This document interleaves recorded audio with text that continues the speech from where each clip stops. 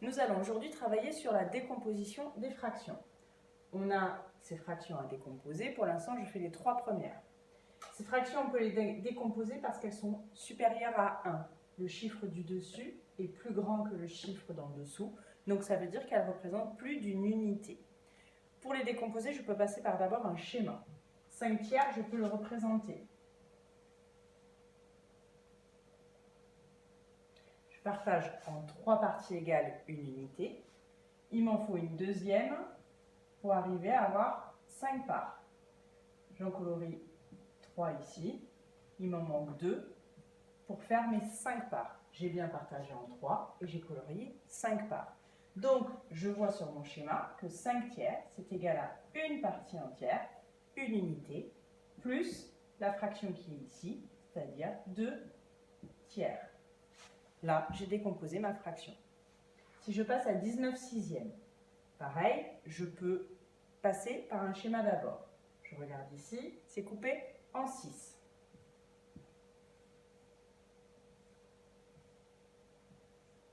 Je fais un premier schéma où je vais couper en 6, je vais colorer. Je n'en ai pas assez pour arriver à 19. Donc je fais un deuxième schéma, je recoupe en 6, que je colorie aussi. Maintenant, 6 et 6, j'en ai 12, il m'en manque encore. Je fais un troisième schéma, où je colorie. 3 fois 6, ça fait 18. Je veux 19, donc ça veut dire qu'il ne me manque plus qu'une. Donc je fais mon dernier schéma et je n'en colorie plus qu'une. Là, j'ai bien 19 sixièmes qui sont représentés. Si je regarde, j'ai 3 parties entières plus 1 sixième, la fraction ici. Donc 19 sixièmes, je peux le décomposer en 3U plus 1 sixième. Si je passe à 43 dixièmes, toujours pareil, je partage en 10 et il m'en faut 43.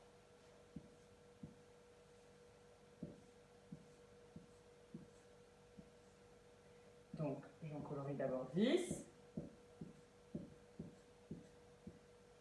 Il m'en manque.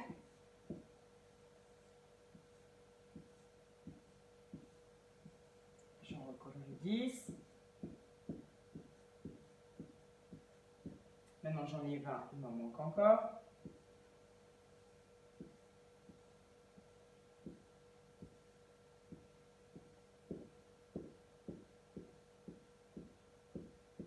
J'en ai 30.